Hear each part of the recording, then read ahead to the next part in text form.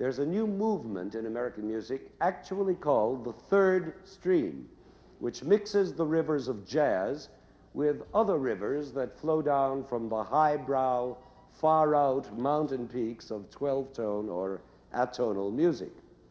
Now, the leading navigator of this third stream, in fact, the inventor of the phrase third stream, is a young man named Gunther Schuller.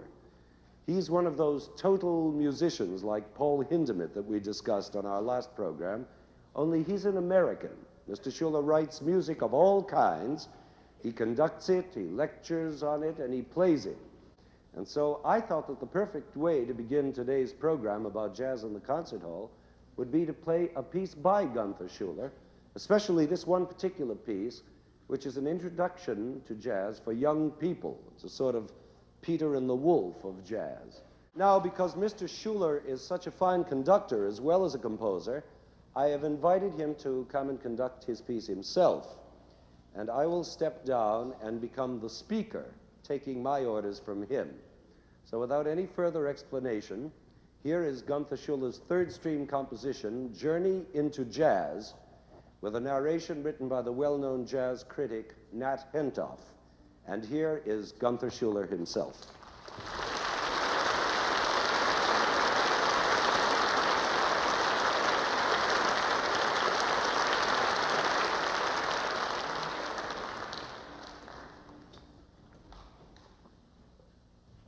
This is the story of Peter Parker, a boy who learned about jazz.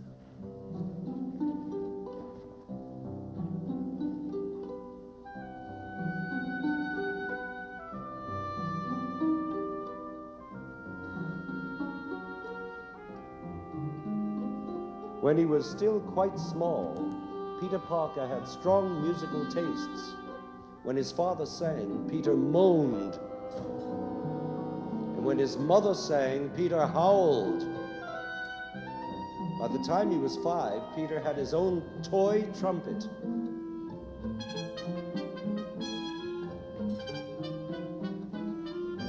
At 6, he was given a phonograph that was as small and sturdy as he.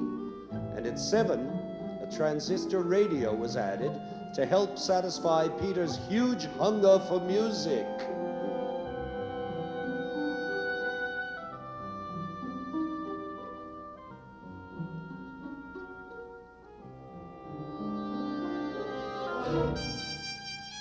One day, Peter taped a bold sign outside the door of his room, which said, "Music is being made. Do not enter." The door was then closed. And from that day on, the sign appeared and remained in place from 3 to 6 every afternoon.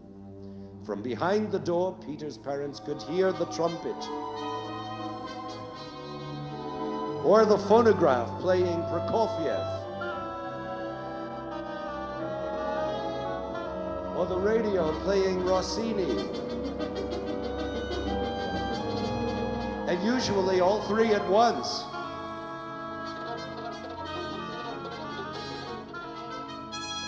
Of course, the trumpet was the loudest.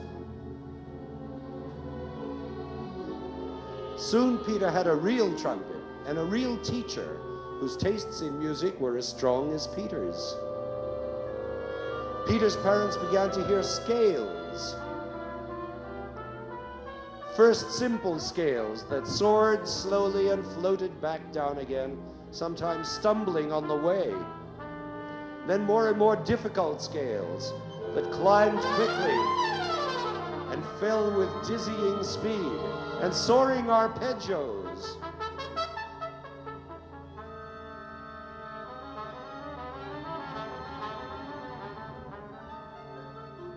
From exercises, Peter went on to play real tunes, tunes that sometimes sounded like a small stream in a great hurry, or sometimes like a deep and peaceful river, or an electric storm, or something like nothing Peter's parents could imagine at all. Peter told his parents that these very advanced tunes were called modern music. They nodded, but were not quite sure they understood. Soon, Peter and his teacher began to play duets. Gradually, it became difficult to tell Peter apart from his teacher. And by the time he was 14, Peter was a most accomplished and exceedingly proud trumpet player. There was no music printed that he couldn't read. One summer afternoon, although the sign was on Peter's door and he was not disturbed, he couldn't concentrate. Somewhere in some other house nearby, a small jazz band was playing. And leading all the other instruments was a tenor saxophone player who sounded more daring and full of surprises than any musician Peter had ever heard. Peter was curious, and he was disturbed.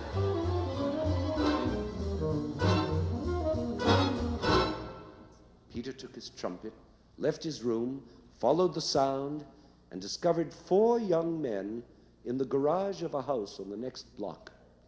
Seeing his trumpet, the young musicians asked Peter to join them.